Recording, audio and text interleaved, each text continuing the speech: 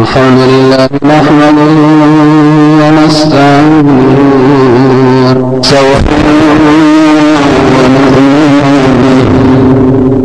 ونعوذ بالله من شرور أنفسنا ومن سيئات أعمالنا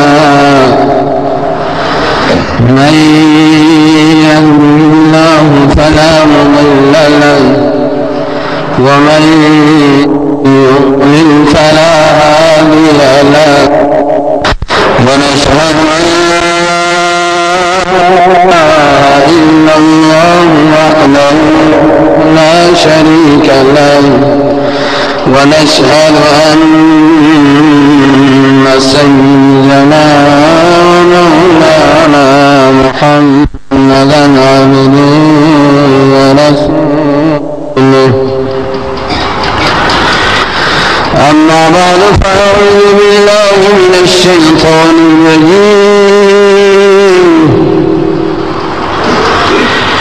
ما كان إبراهيم يهوديا ولا نصرانيا ولكن كان حنيفا مسلما وما كان من المشركين.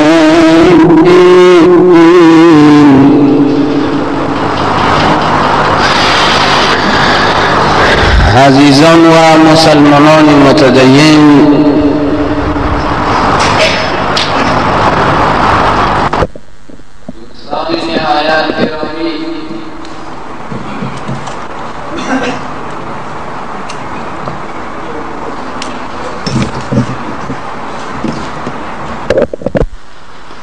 الله را سپاسگزارم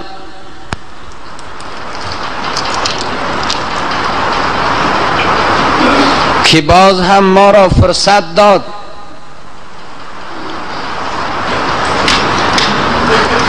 از این چانس طلایی محروم نساخت که بار دیگر طبق معمول در خدمت شما مسلمانان قرار میگیرم و اراده دارم که از کلام الله جل جلاله و آنانی که مسیر نبی کریم صلی الله علیه و سلم را دنبال کرده اند خدمت شما مسلمانان عرایض را تقدیم کنم.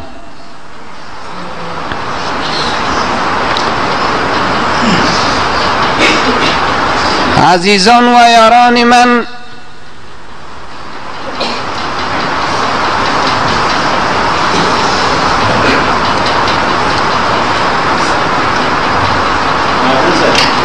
آنچه من گفته بودم همیشه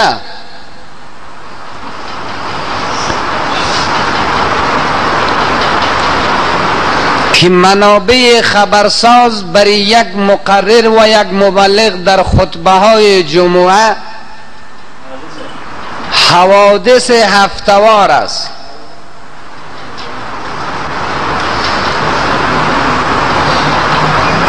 گرچند در این هفته گذشته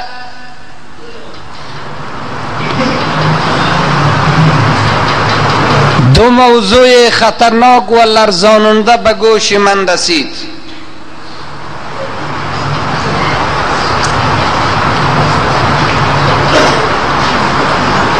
یکی آن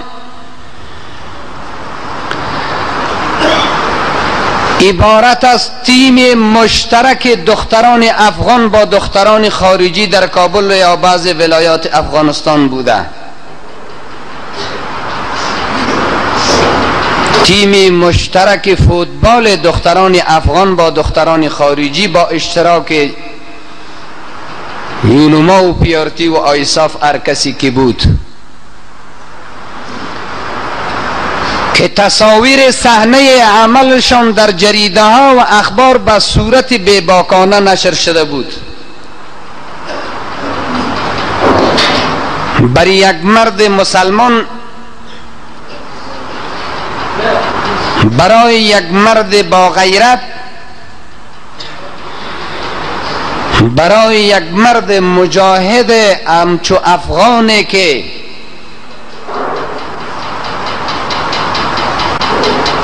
در شریان و وریدش اسلام عزیز را زرق شده است، غیر قابل تحمل است.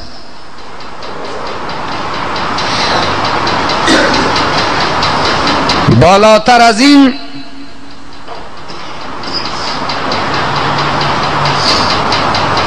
لرزاننده ترین مصیبت که 360 مفصل مسلمان را به لرزه در می آورد،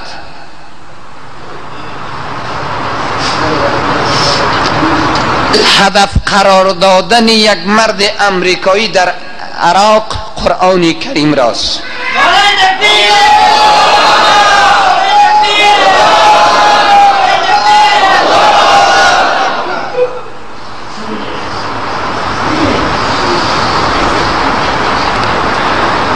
قرآن کریم را که مقدس ترین کتاب مسلمانان در جهان امروز است، دشمنان اسلام عزیز و فرزندان ابلیس به مثابه دشمنشان عنوان میکنند و هدف گلوله قرار میدهند.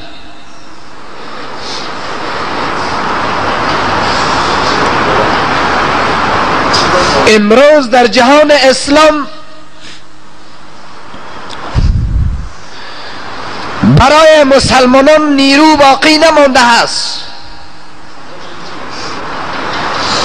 که جواب دندان شکن بدهند شخصی را که قرآن را هدف قرار داده است، خودش را هدف قرار بدهند که جگر مسلمانان و دل مسلمانان مرهم گذار شود.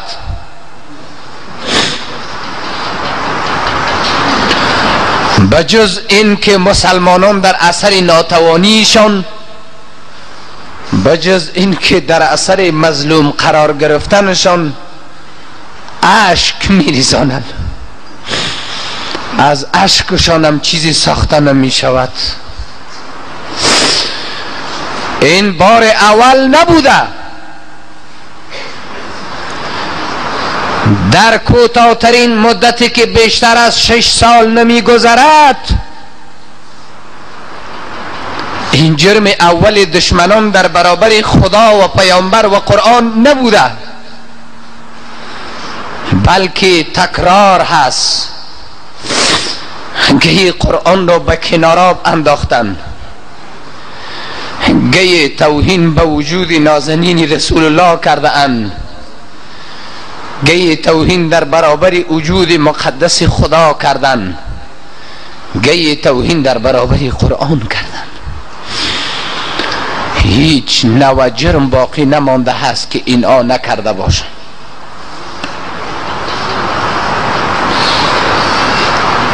ما چه باید کنیم؟ از دست ما چی می آید؟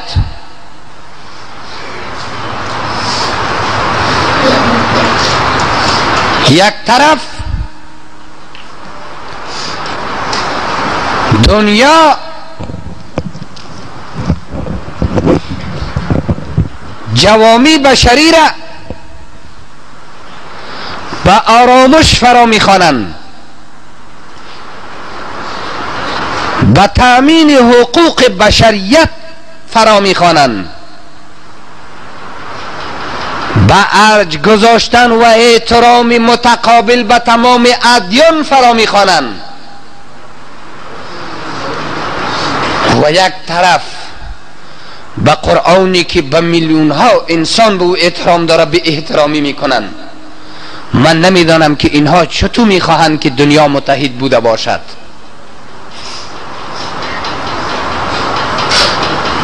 من در سیاست های دوگانه غلدران این سرزمین و این شرایط و این مقطع زمان نمیدانم.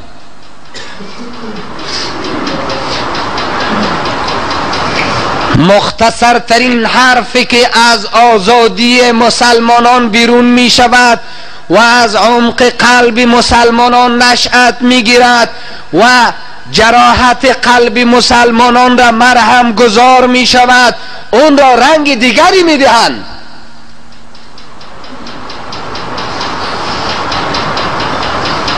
مرجع قانونی در دنیا وجود ندارد، محکمه قانونی امروز در دنیا وجود ندارد. اگر جایی هست بیش از نام چیز دیگر نیست. موضوع داغ همین بود، ولی بوش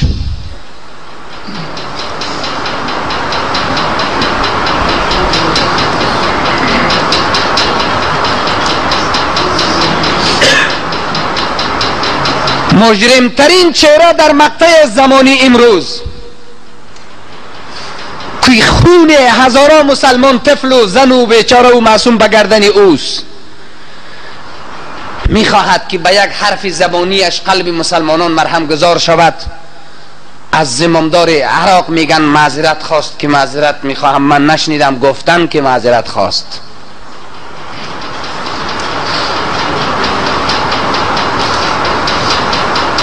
این دور اول نبود، مانند جرایم سابقه هش. ولی ما امروز به دنیا نشان میتیم که به تمام انبیا احترام خاص داریم، به تمام کتابای آسمانی، به کتابای براستیش که احترام خاص داریم، جعل و تزویر صورت نگرفته. دنیا صداقت را از مسلمانان بیاموزن، دنیا انسانیت را از مسلمانان بیاموزن، دنیا حقانیت را از امت محمد رسول الله صلی الله علیه و سلم بیاموزن. مکتب انسانیت را، مکتب حقوق بشریت را فقط جز از رسول کریم صلی الله علیه و سلم از کسی دیگر نباید آموخت. بدین وسیله یاران و عزیزان من فقط یک نواری که دارم در همچو شرایط اونمو نوار تکرارن گوش میکنین که به نام نور آفتاب را به پف خاموش نمی شود. به یادتان هست سوالیه هست که آیا نور آفتاب را به پف خاموش می شود؟ با آواز بلند میشنوم. نور آفتاب را به پف خاموش می شود؟ 1 سال بعد، 1000 سال بعد گوش کنین، هر قدر که توطیه در برابر خدا، در برابر رسول الله، در برابر قرآن صورت بگیره، اونمو نوار مرهم گذار شماست. من بیشتر از اون نمیخواهم که وقت شما را ضایع کنم، اونمو به شما کافی است، دیگه صحبت نمی کنم. اما در کجا بکشانم شما را؟ در کجا بکشانم؟ هر قدر که اشک بریزانم به چیزی که الله متعال به سرانجام مجرمین برسد. اما یک دین به گردنتان میگذارم، از شما یک پرسان میکنم، در شرایط فعلی آخرین منطق ما، آخرین زور ما چی است؟ بله؟ دین ما اینمیست.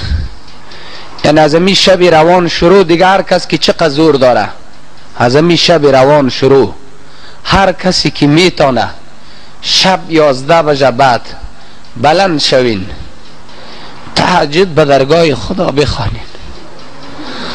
بعد از 11 بجه شب بلند شوین، تهجد به درگاه خدا ادا بفرمایین، از خدای متعال بخواهین که ای خدایا از خداییت دفاع نمیتونیم، از رسول الله دفاع نمیتونیم، از قرآن دفاع نمیتونیم، بیشتر از این ما چقدر تحمل کنیم؟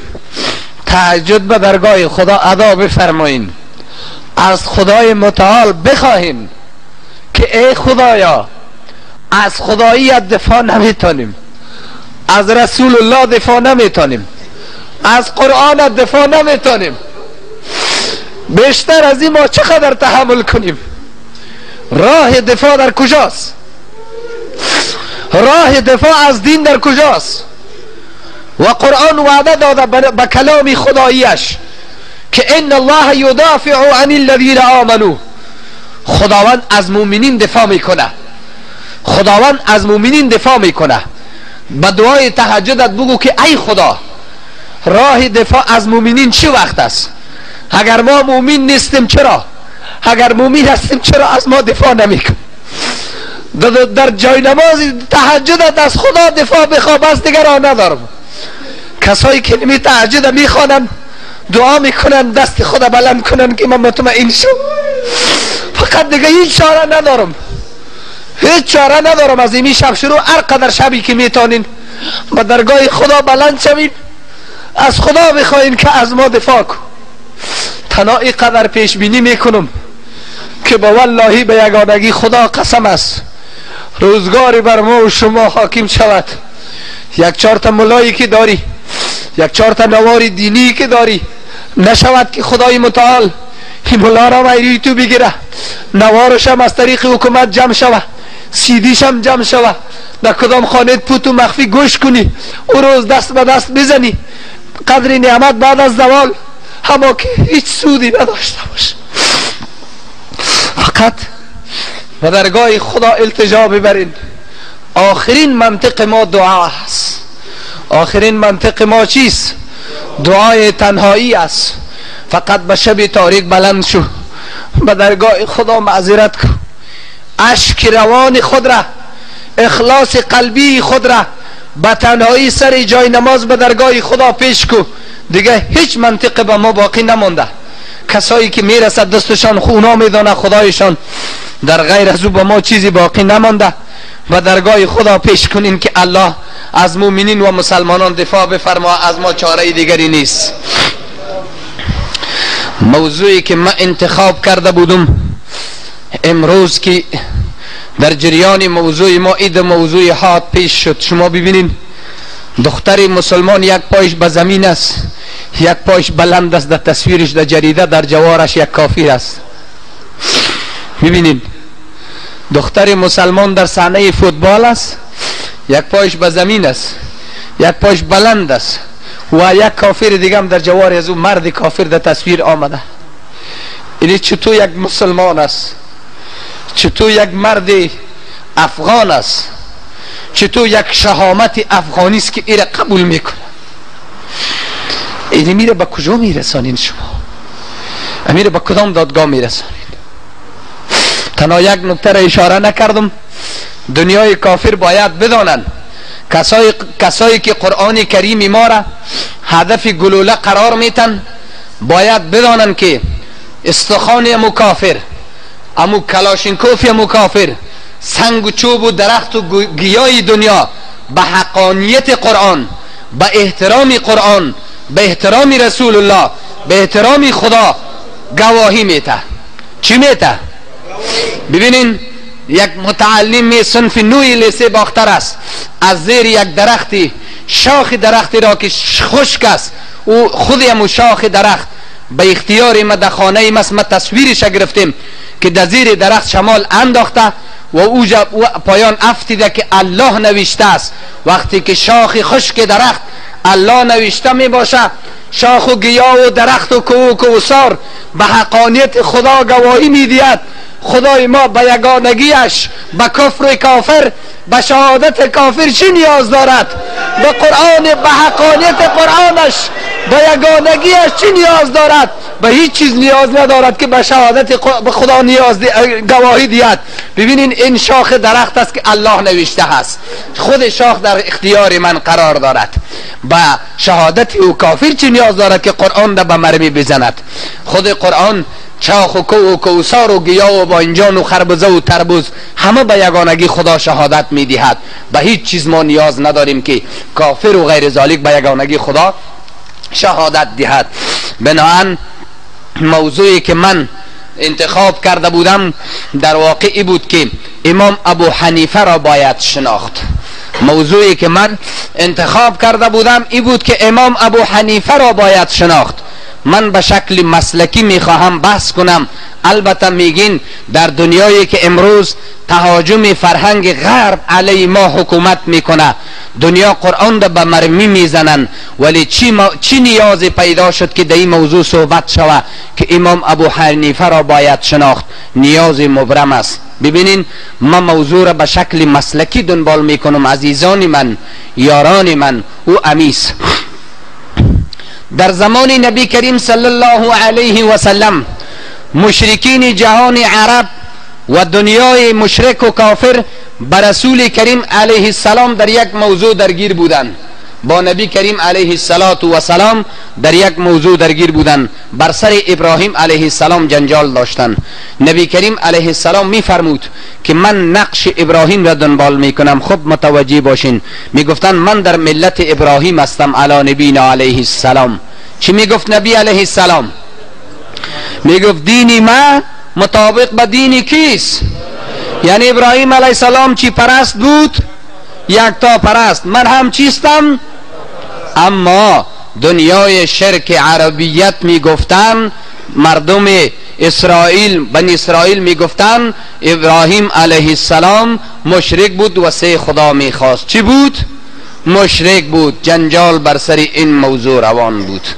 مشرکین بنی اسرائیل در مقابل نبی کریم علیه السلام می گفتن وقت تو را قبول داریم که دین ابراهیم را قبول کنی. ای محمد آخر زمان صلی الله علیک، ما تو را وقت قبول داریم که چرا قبول کنی؟ دین ابراهیم را. دین ابراهیم علیه السلام چه رقمی دین بود؟ دین شرکی بود. نبی علیه السلام چی می گفت؟ نه، دین یکتا پرستی بود.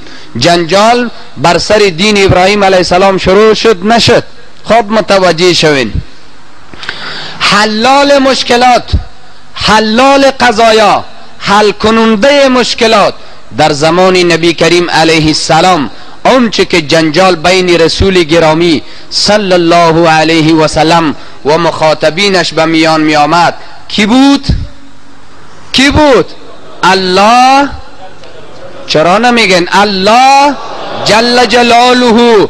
الله جل جلاله در آیه‌ای که من حضور شما تلاوت کردم بین نبی کریم صلی الله علیه و سلم و بین مشرکین بنی اسرائیل یهود نصارا فیصله کرد.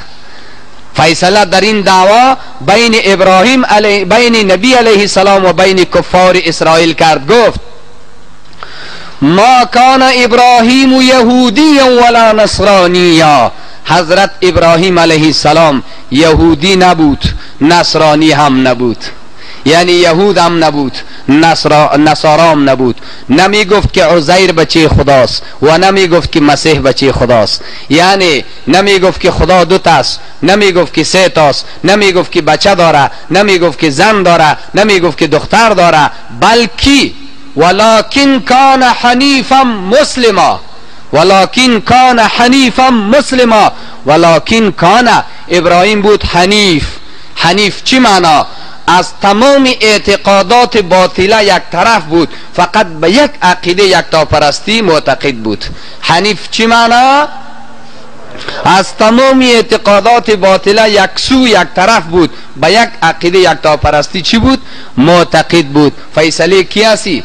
فیصله خدا. در آخر میگه و ما کان من المشرکین. ابراهیم علیه السلام از جمله مشرکین هم نبود. فیصله الهی در جنجالی که بین نبی کریم علیه السلام بین مشرکین بود صادر شد نشد؟ صادر شد. ببینین که حلال قضایا در این رابطه کی شد؟ الله جل جلاله. گفتم مردم یهود نصارا علی نبی علیه السلام قیام کردن، گفتن تو را وقت قبول میکنیم که به دینی کی باشی؟ به دین ابراهیم. دین ابراهیم دینی چی بود؟ دینی شرکی بود. به این خاطر دینی تو را قبول نداریم که دینی چیست؟ دینی یکتا پرستی است. هر وقتی که دین شرکی ابراهیم را قبول کردی با ما به تو ایمان داریم، در غیر از او ایمان نداریم. بناء الله متعال فیصله کرد که ما کان ابراهیم یهودی ولا نصرانی، ابراهیم یهودی نیست نصرانی نیست، ولکن کان حنیفا مسلما، ابراهیم حنیف است، از تمام عقاید باطله یک طرف است، به عقیده یکتاپرستی معتقد است، مسلم است، با تمام فرامین الهی گردن داده، و ما کان من المشرکین، از جمله چی نمی باشه؟ مشرکین نمی باش. حلال قضایا شد نشد؟ در شرایط امروزی ما یک مشکلات در رابطه رساندن فرمان رسول گرامی صلی الله علیه و سلم داریم. یک روز یادتان باشه گفتم که تاپ زدن پدیده نوی نیست. به حضرت موسی علیه السلام چی میگفتند؟ چیستی؟ جادوگر هستی. با یکی میگفتن به نبی کریم علیه السلام که تو هم ساحر هستی، تو هم دیوانه هستی. یعنی تاپ زدن پدیده نو نیست. حالا ما دو نوع مشکل داریم. یادتان باش، از یک طرف تاپه داریم که ای وهابیست، از یک طرف تاپه داریم که چیست؟ ما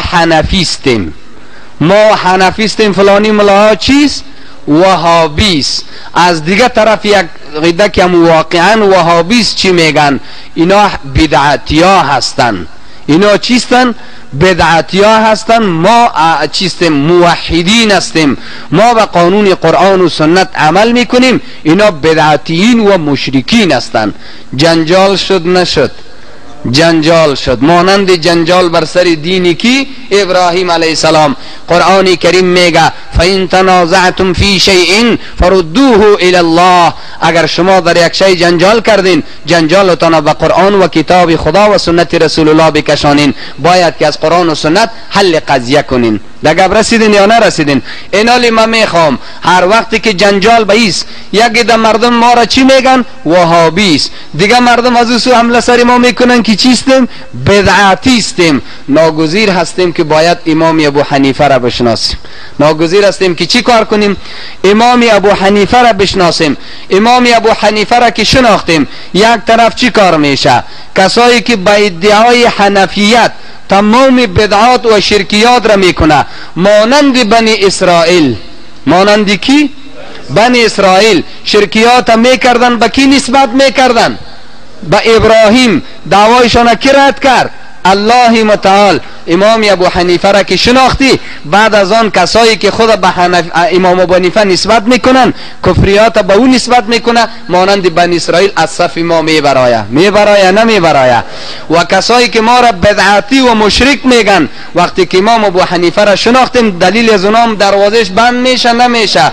میخواهیم که امام ابو حنیفه را به شکل واقعی به چهره اصلیش بشناسیم. دگه رسیدین یعنی؟ پس نیاز پیدا شد که امام ابو حنیفه را باید شناخت.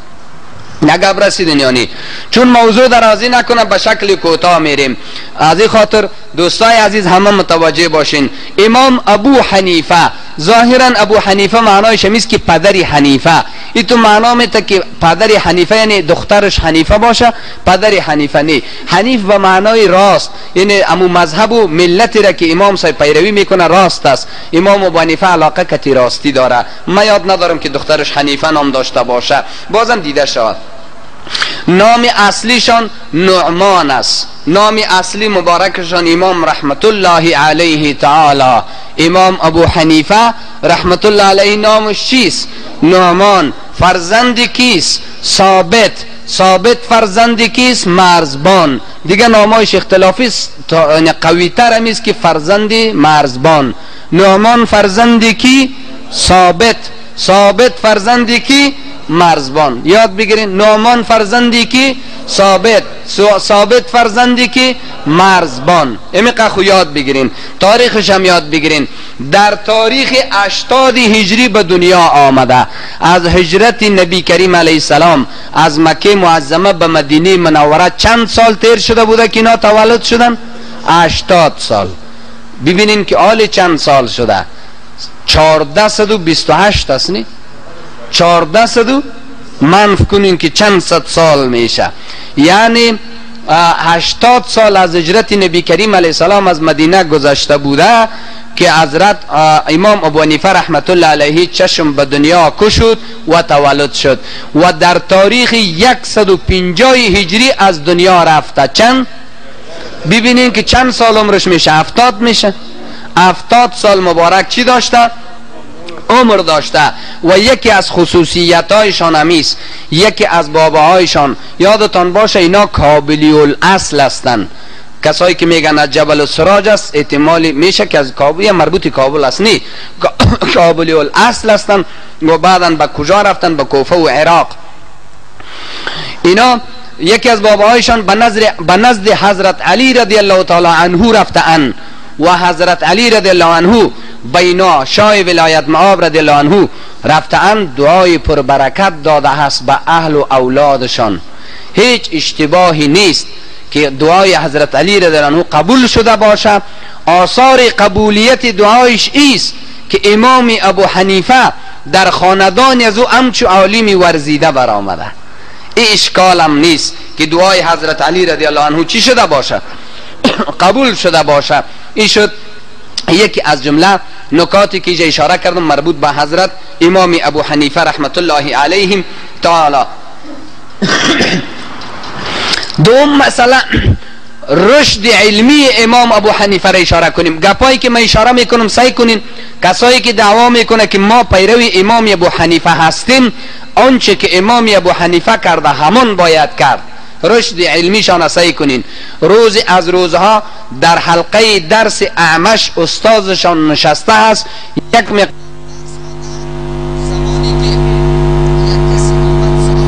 آوردنش به علم از این قرار بود. یک چیزی را علم عقیده میگن. امام ابو حنیفه در اوایل بسیار عقیده خدا کامل کرده بود، غیر به یکتایی خدا، خواستن از خدا میکرد، رازق خدا را میدانست، مالک خدا را میدانست، خالق خدا را میدانست، کمک از خدا میخواست، سجده به خدا میکرد، عبادت عقیده خدا تکمیل کرده بود. یک روز از روزها یک زنکه آمد از امام ابو حنیفه پرسان کرد، گفت که یک مرد خواهد زنش را طلاق رقم طلاق کنه. امام حنیفه را از حماد پرسان کن.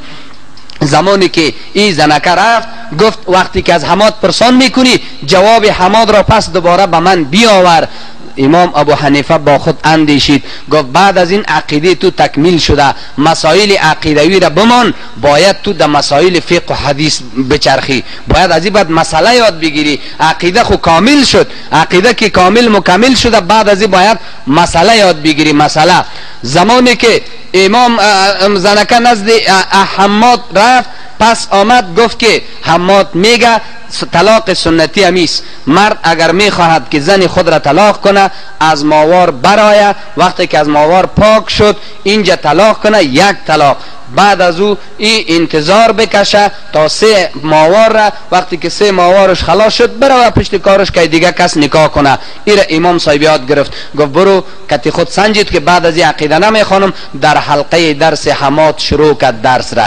در حلقه درس حماد با این که عقیده قدر عالم است که دلت باشه، چقدر شاگردا داره در درس حلقه عقیده. این رقمی مولای ما بر کلانکار نیست که من یک شاگردا دارم عالمه برم پیش یک مولای دیگه درس بخونم. نه نه نه، رفت در نزد ازی شروع کرد درس.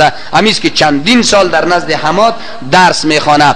در یک جمله حصر کنم با این تعداد از استادان گرامی امام ابو حنیفه، گرچه بعضی تاریخ ها نوشته کرده که به 6000 میرسه، 6000 پیش ما این موثق نیست، 4000ش موثق است. میدانین یا نه؟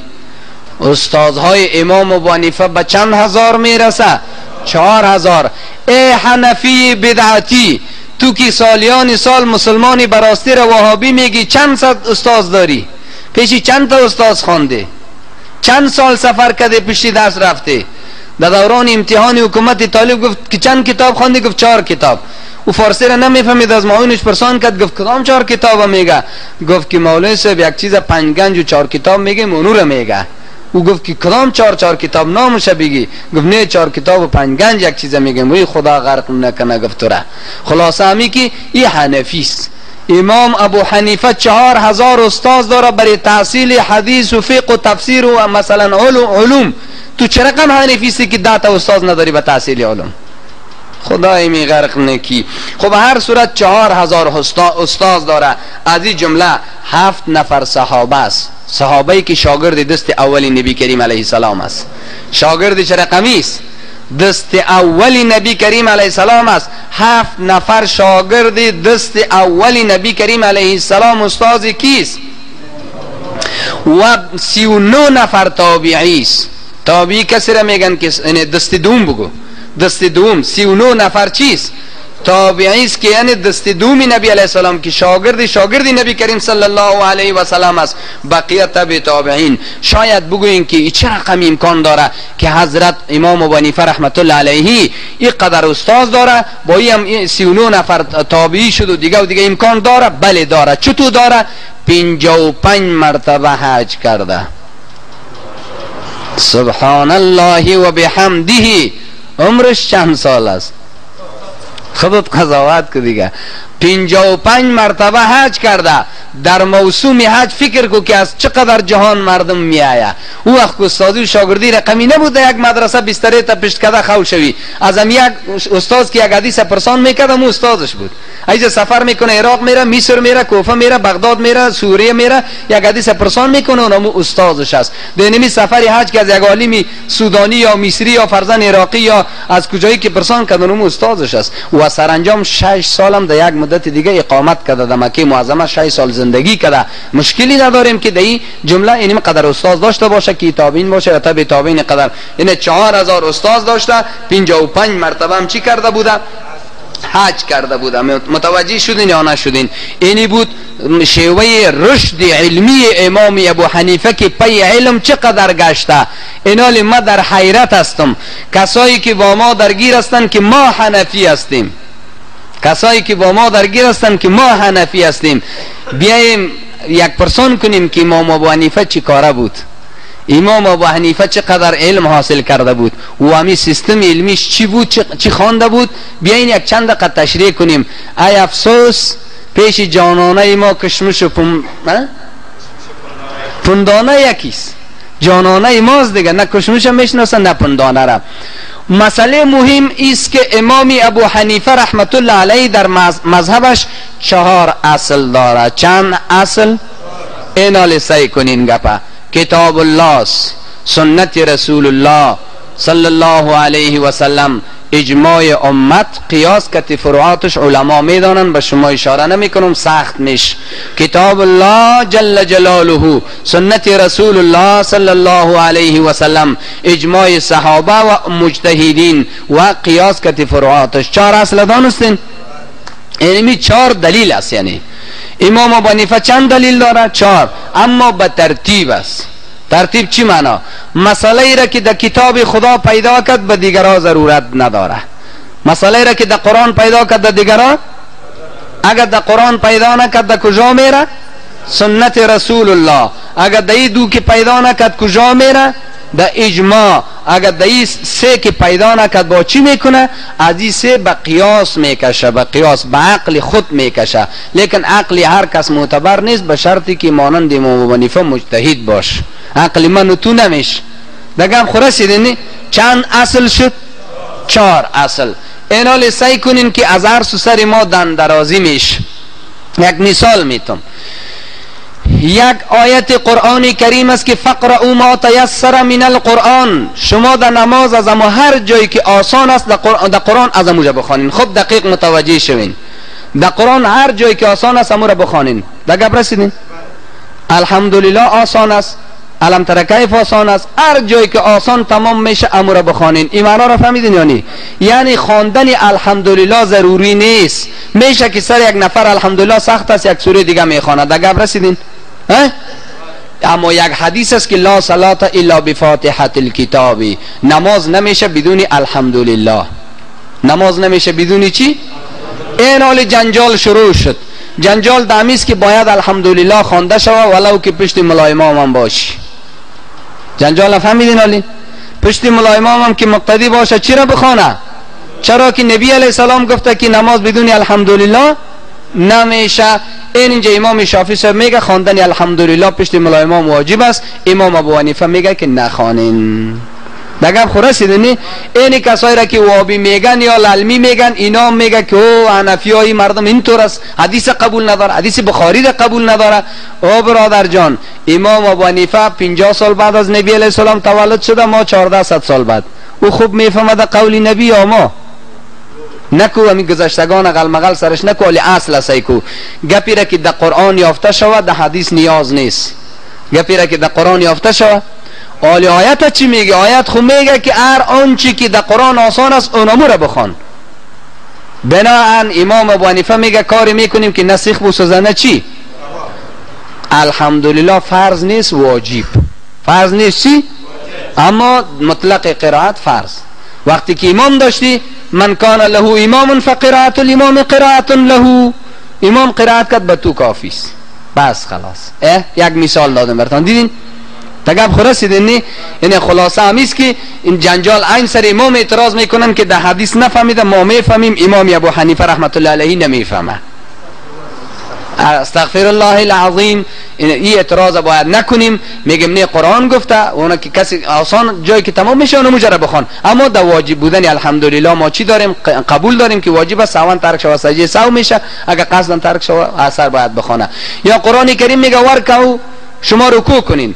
ایتون نگفته که به اطمینان یا به اطمینان، مطلب رکوع کنین. اما نبی کریم علیه السلام یک نفر که رکوع رو به اطمینان نکرده چی گفته؟ اثر بخوان، اثر بخوان. این از امام شافعی صاحب اینا میگه که اطمینان در رکوع چیز فرض است. این برادرای که للمی و وابیس میگه فرض است، اگه اطمینان نکردی نماز تا اثر بخوان. امام ابو حنیفه میگه نه واجب است. چرا؟ قرآن ورکعوا گفته، دیگه اطمینانش گپ نزده. بنابراین این خبر واحد در برابر قرآن ایستادگی نمیتونه. واجب گفته میتونیم، فرض گفته نمیتونیم. نفس رکوع اگه کردیم گناهکار میشی، لیکن چی نمیشه؟ ترک فرض نشده بلکه ترک واجب شده. اگر پیما میرسین یا نمیرسین. یا دیگه یک گپ دیگه سر و صداست. میگه نبی کریم علیه السلام جمع بین دو نماز کرد. حدیث بخاری مسلم ترمذی است. امام ابو حنیفه گفته دین تابع مذهب کردن، میگه پشت امام ابو حنیفه میگردن، پشت حدیث نمیگردن. کجاسو؟ نبی علیه السلام در مزدلفه در عرفات جمع بین دو نماز کرد که پیشین و دیگر یا شام و خفتن است. در مزدلفه جمع بین شام و خفتن، در عرفات بین چی جمع کرده؟ پیشین و دیگر. امام ابو حنیفه میگه قبول دارم. میگه این دو حدیث متواتر است. حدیث به یک معنایی که محدثین میفهمن متواتر است که در مزدلفه در عرفات بین دو نماز جمع شده. امیالی هم قبول داریم جمع است، قطعا جمع است، حقیقتا جمع است، بالکل قبول داریم، در این شک و تردید نداریم. در غیر ازی در سفر جمع شده. میگه نبی کریم علیه السلام در فلانی سفر جمع کرده. حدیث ترمذی است یا مسلم است یا بخاری است، حدیثاست که جمع است در سفر. عالم میگه ملا صاحبا که میرن ایجا در کابل در پیشین پایان میشه، پیشین خودم میخونه، دیگری خودم قرار بیغم میره. امام ابو حنیفه میگه در حدیث نفهمیده. امام ابو حنیفه میگه در حدیث نفهمیده، اون بخاری مسلم در پیشتان بعد از قرآن کریم بخاری است. اینا در پشت بخاری نمیگردن، پشت امام ابو حنیفه میگردن، در حالی که خبر نیست که امام بخاری شاگرد امام ابو حنیفه است. خب هر صورت ادب سر عزیز کی گپ در کجاست؟ مسئله که در قرآن کریم پیدا شود در حدیث گنجایش نیست. قرآن چی میگه؟ ان الصلاة کانت علی المؤمنین کتابا موقوتا. نماز بالای مسلمانان کتاب موقت به وقت است. نماز بالای مسلمانان کتاب موقوت، فرض موقوت به چیست؟ ببینین یک، یعنی در قرآن گفته که فرض است. فرض وقت، شناختن وقت چیست؟ فرض است. و اقیم الصلاة لدلوک الشمس، در وقتش. یا یک کسی می از نبی علیه السلام پرسان میکنه که وقت نمازا را بگو، میگه یک شو روز کتی ما بیش، یک شو روز کتیش میشینه هر نماز در وقتش میخونه. اگر جمع بین دو نماز جایز باشه، چرا یک مرد که یک شو روز نگاه میکنه که تو بیشی که وقت نمازا را یاد بگیری؟ جبریل امین دو روز میاد 5 وقت نماز به جماعت به نبی علیه السلام یاد میده، چرا به وقت احترام میگذاره؟ میگم که جمع کرده برو دیگه، به سفر و غیر سفر اونجا. خب به هر صورت یعنی آیت پیش است، این خبری واحد است، در برابر او آیت ما نمیتونیم که ایرا بگیریم. بناهن امام ابو حنیفه ناگزیر است که جمع سوری میگیره. جمع سوری به این معنا پیشین در آخرش خونده، دیگره در اولش. پیشین در آخر خونده، دیگره در چی خونده؟ در اولش. جمع حقیقی نیست. اعتراض به امام ابو حنیفه نباید کرد. این دست کسایی بریده شد که میگه دین تابع مذهب ساختین. ما دین تابع مذهب نساختیم. مذهب ما از آیت و حدیث همی برداشتش است. یعنی اونا نزدیکتر به نبی علیه السلام بودن، همی برداشت کردن. بیاییم آلی آمدیم که حاصل چی برآمد؟ حاصل یک مثال دیگه هم میتون ببینین. امام ابو حنیفه رحمت الله علیه میگه که دستت در نزدیکی گوش ببر. شما که در گوشتان میچسبانین غلط است، در نزدیکی گوش ببرین نچسبانین. امام شافعی میگه در نزدیکی شانه مثل زنا باری ببر، در نزدیک شانه مثل زنا باری. یا امام ابو حنیفه رحمت الله علیه میگه وقتی که یک نفر در نماز خود شک میشه که ما یک رکعت خواندیم یا دو رکعت خواندیم یا سه رکعت خواندیم چه رقم کنم، امام ابو حنیفه میگه اگر اول دورهش است، همین شک شدن اول دورهش است، اثر بخونه. اگر اول دوره نیست چند دوره است، این بار چندمش است، یک لحظه فکر کنه، اگر در فکرش آمد خوب، اگر نیامد از اقل، اگر بین دو سه شک شده بود از دو شروع کنه، اگر بین سه و چهار بود از سه شروع کنه. این امی تو میگه. خب متوجه شوین. خواه امام ابو حنیفه میگه ما سه رقم حدیث داریم. یک رقم حدیث است که آمده که در شانه، یک رقم آمده در گوش، یک رقم آمده در فروعات اذنین، اینی نرمی بالا، اینی بالای گوش که است. چند رقم شد؟ سه رقم. امام ابو حنیفه میگه یک رقم کار میکنیم که هر سه حدیث خفه نشوه، یک رقم کار میکنیم که هر سه حدیث چی نشوه؟ سعی کالی. کف دستای ما راست شانه آمد نیامد، نوک پنجای ما در بالای گوش آمد نیامد، شستای ما در نرمی گوش برابر شد نشد، این هر سه عملی شد. نفهمیدین؟ سه حدیثی که دوز آمد، یک حدیث آمد که کسی، یک حدیث آمده که کسی که در نماز شک میشه باید ایسر بخونه. یک حدیث آمده کسی که در نماز شک میشه چی کنه؟ یک حدیث آمده کسی که در نماز شک میشه فکر کنه. یک حدیث آمده کسی که در نماز شک میشه اگر بین دو سه بود دو شروع کنه، بین سه و چهار بود از سه رقمی شروع کنه، از اقل شروع کنه. سه رقم شد نی. امام ابو حنیفه میگه تو کار میکنیم. اگر اول دورش بود اثر بخونه، اگر گمان اغلب داشت از همون گمان شروع کنه، اگر نیکی گمان نداشت از اقل شروع کنه. این سه رقم خواندیم. سعی کنین از حدیث همی تو برداشت کشیده، تو نکده که جانی خود کشیده باشه. نگه رسیدین یا نی؟ این دست کسایی که للمی هستن و سر ما اعتراض میکنن که دین تابع چی ساختن؟ تابع مذهب. از این جنگ خو خلاص شدیم.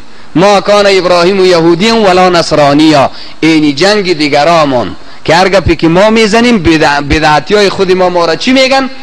وهابیستن. آلی گوش بگی که اینا چی میگن. خواه از شبرغان به ما زنگ آمد که یک دلده غیر الله بوده، یک ملا گفته که دلده نارواست، ملا را از امامت میکشن که وهابیست.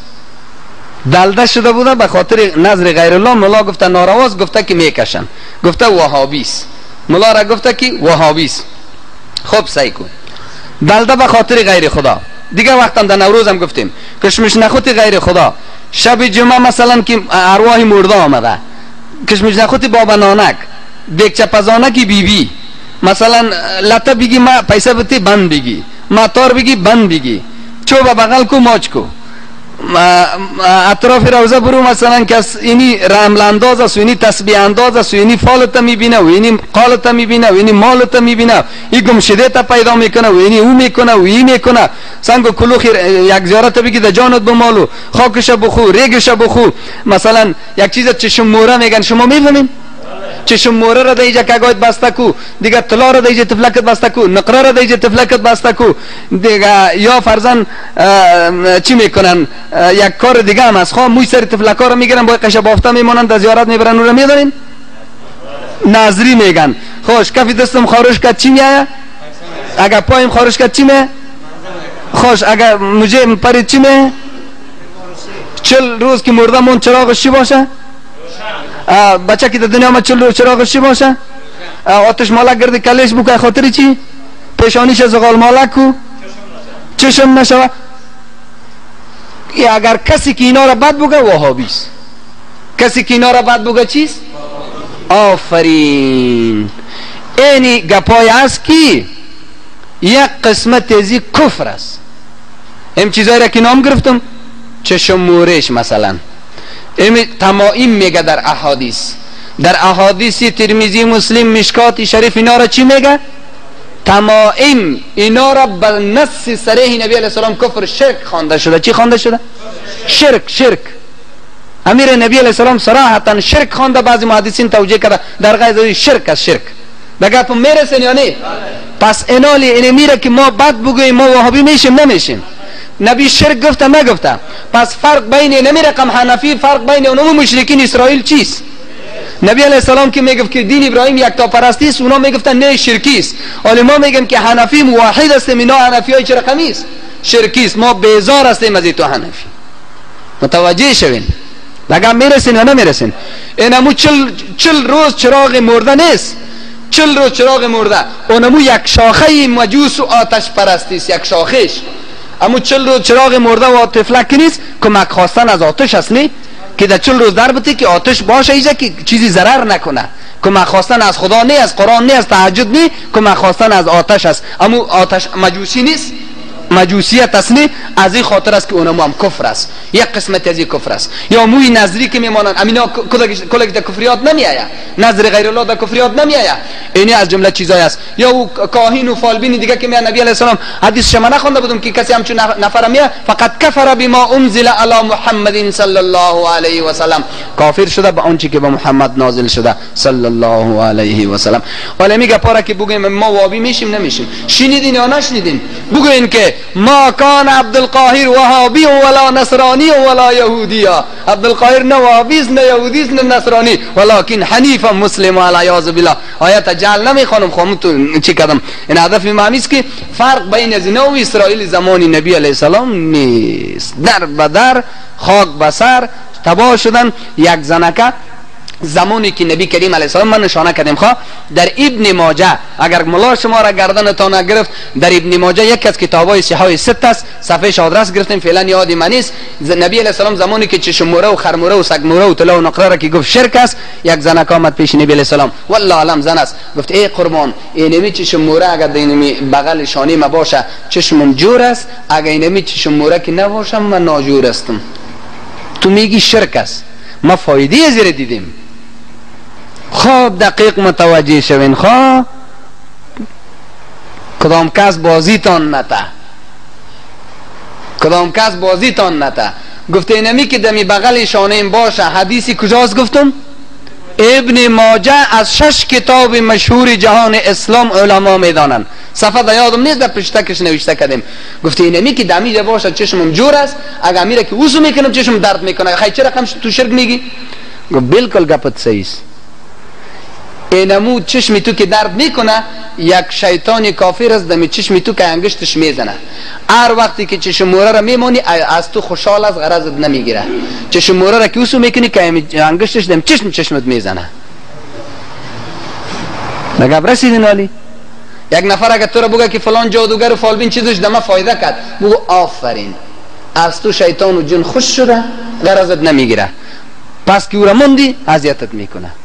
ای گپت صحیح است بگو، ای که فایده کرده صحیح است. حالی فهمیدم که تو گپت خراب است.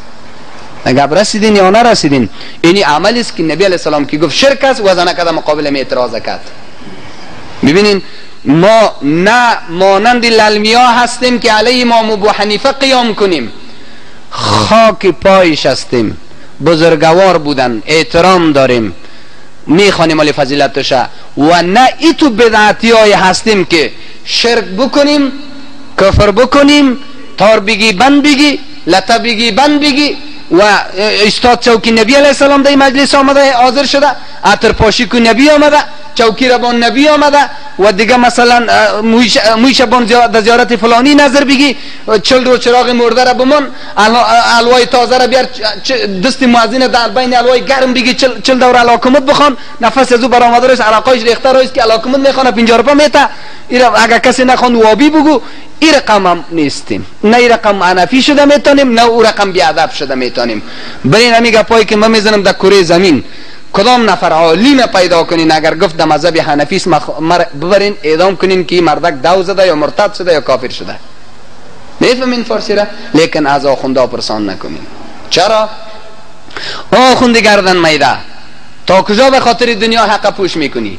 تا کجا اگر بگویی که امیگه بگه که راست میگه، با او را خو مقتدیش میگه که خیقه وقت چرا نگفتین ملا صاحب؟ خو پیسی علاکمت خواندن میمونی، با اعتراض سرش میشه دیگه ناگزیر است میگه چیز. این بود مسائل از همین قبیل مسائلی که من براتون گفتم. خواه فضیلت امام ابو حنیفه رحمت الله علیه را میخوانیم. اول میگه به شهادت نبی علیه السلام از خیر القرون است. نبی کریم علیه السلام گفته بهترین قرن زمان خودم است، بعد از اون متصل خودمه. بهترین زمان نبی کریم علیه السلام کدام زمان خوانده؟ الحمدلله بگوین که خوابا گم شوه. الحمدلله شیطان در گوش کدام ما شاشه نکنه. انا لله و انا الیه راجعون، لا حول ولا قوة الا بالله العظیم. گم شد بخیر شیطان. شیطان چی شد؟ پس تیزی قدم آمد. این اول قرن نبی علیه السلام است. بعد از او چیست؟ زمانی که بعد از اوست. نبی کریم علیه السلام که اول زمان خدا گفته، بعد از او متصل زمان حضرت امام ابو حنیفه است یا نیست؟ دومی که استادای نبی حضرت امام ابو حنیفه صاحب کیست؟ صحابه کرام است یا نی؟ صحابه کرام است نی؟ بیایم در یک حدیث نبی کریم علیه السلام گوش میتیم. یک جمله دیگه هم است. من حیران در آخوندا میمانم. یک کتاب نور ظلم است، نامش شنیدین؟ در اونجا یک حدیث است که ان نعمان و سراج امتی. از برای خدا یک نفر پیدا نمیشه که امر از اجرش بگیره، امر بیرون بیاندازه. نعمان چراغ امتی است. نبی علیه السلام گفته که من افتخار به نعمان میکنم. نبی گفته کسی که مرا دوست داره نعمان دوست داره، کسی نعمان بعد میبره مرا بعد میبره. کلی از این دروغ است. از همین اکثر دروغ است. دروغ همین دروغ میفهمید؟ امام ابو حنیفه به این احادیث موضوعی ضرورت نداره. بین که ما براستیش بگم. نبی علیه السلام میفرماید ترفع زینت الدنیا سنه 50 و 100.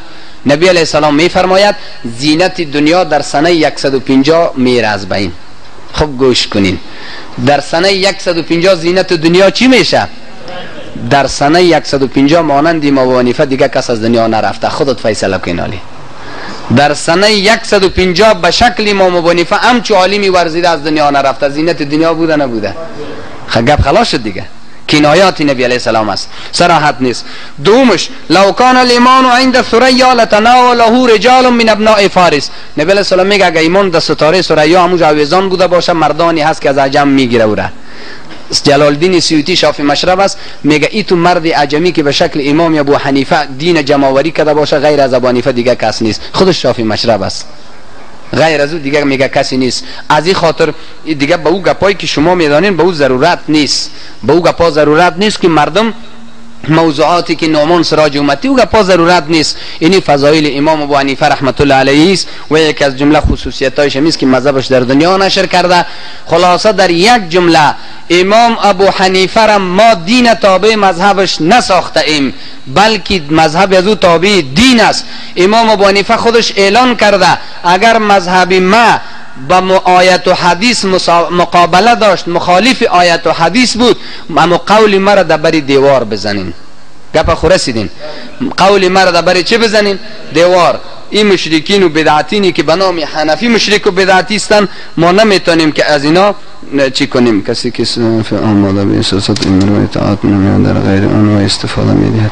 کسی که صحف آماده میشه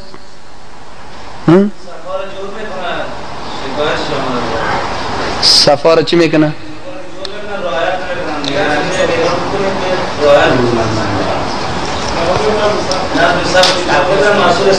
او بیرون مردم چرا اوجا استاده است؟ اونا جایی نداره؟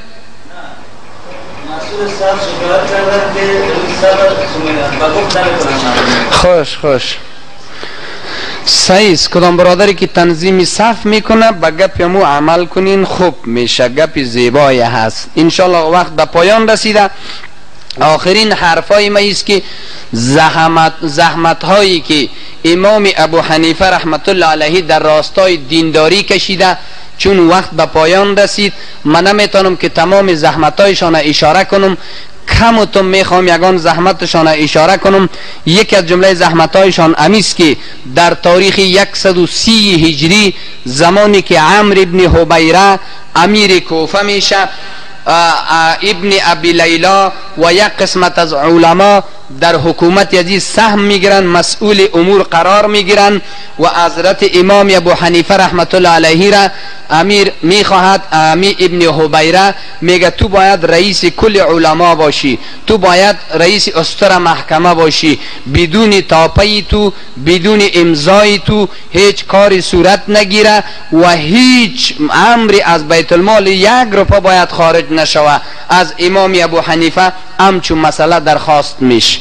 امام ابو حنیفه رحمت الله علیه در برابر میگه من این وظیفه بسیار خطیر و خطرناک را قبول کردن نمیتوانم. زمانی که این پیشنهاد در برابر رد میشه، امیر قسم میخوره که قسم به یگانگی خداست که من این بار و مسئولیت را بر شما تحمیل میکنم، میقبولانم. امام ابو حنیفه قسم میخوره که قبولانده نمیتوانی. قسم به خداست اگر گویی که دروازه های مسجد را بشمارم نمیکنم، وظیفه را خوب بمان. زمانی که این تقابل شروع میشه، امام ابو حنیفه بندی میشه. وقتی که بندی میشه تازیانه زده میشه، چوب زده میشه، به خاطر اطاعت از نظام خدا، به خاطر تطبیق نظام رسول گرامی صلی الله علیه و سلم. آنانی که امروز ادعا دارند که ما پیروان امام ابو حنیفه ایم، به خاطر قدرت، به خاطر چوکی، به خاطر مادیات، به خاطر مال، به خاطر دنیای پوچ، چرا ایمان و دین را فروخته‌اند؟ چرا نام مقدس امام ابو حنیفه را به زیر پا گذاشته‌اند؟ من در همچو حنیفه بودن در حیرتم. حالا سیکو که زحمت و مهنتی که امام ابو حنیفه به خاطری که خدا از من ناراض نشود، به خاطری که رسول گرامی از من ناراض نشود، زمانی که اینا بندی میشن 10 روز بندی میمانن، در مدت 10 روز 100 تازیانه میخورن. روزی 10 تازیانه زده میشه. لحظه ای که تازیانه میخورن، در برابر تازیانه ایشان هیچ نگرانی نداره، ولی آخرین نگرانی ایشان ایست که تازیانه به صورتم اصابت میکند، داغ تازیانه میماند، مادرم از آثار تازیانه میداند و قلب مادرکم جریحه دار میشود.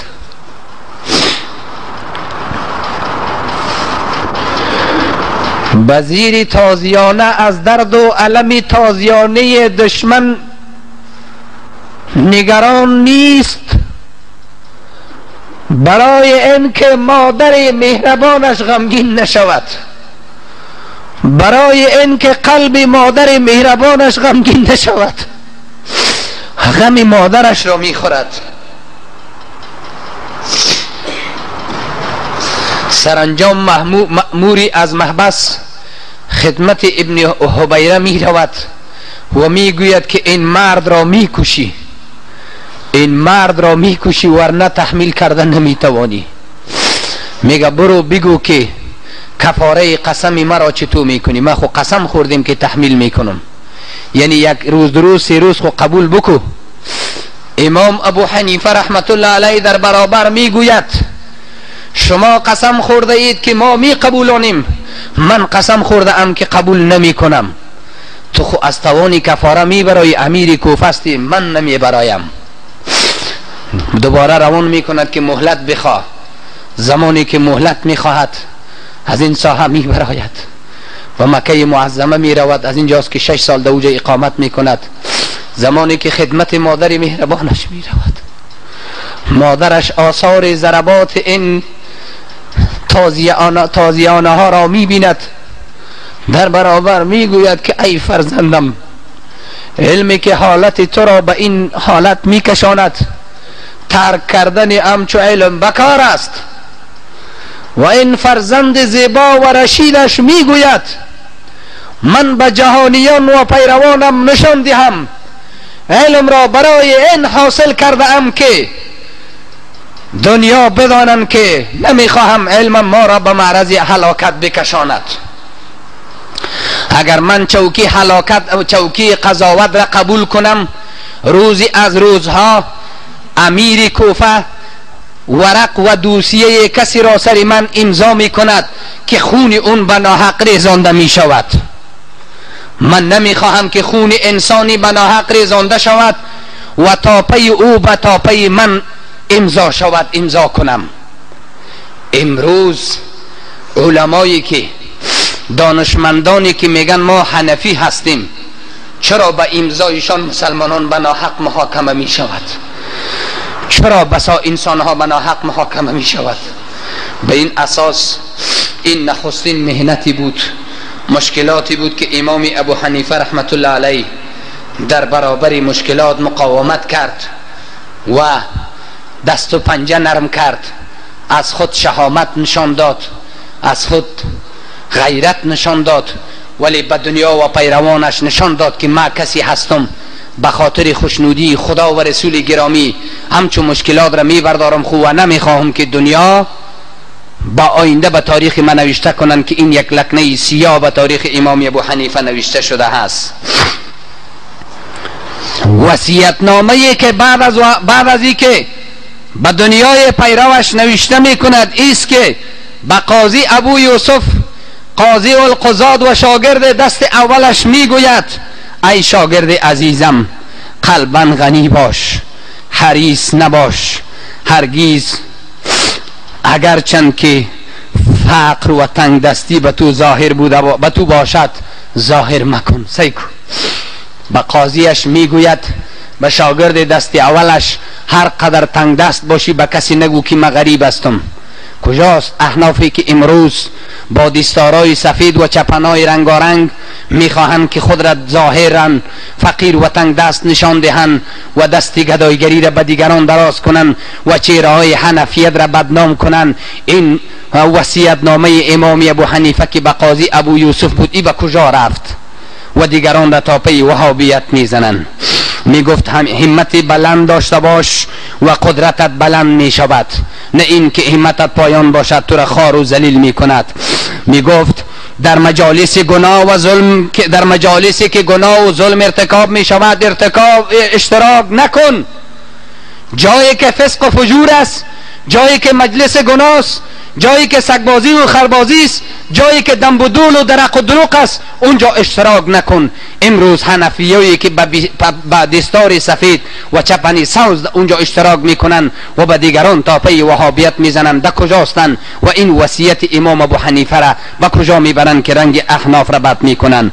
و میگفتن در مجالسی که بدعت و امور غیر شرعی صورت میگیرد و از شخصیت تو استفاده میکنن، از علم تو استفاده میکنن، از عالمیت تو استفاده میکنن، هرگیز اشتراک نکن. این وصیت هایی بود که به قاضی ابو یوسف رحمت الله علیه شاگرد دست اولشان و قاضی القضات عالم اسلام توصیه کرده بودند. این وصایای امام ابو حنیفه رحمت الله علیه بود که پیشکش شما شد. عنوان موضوع من این بود که امام ابو حنیفه را باید شناخت.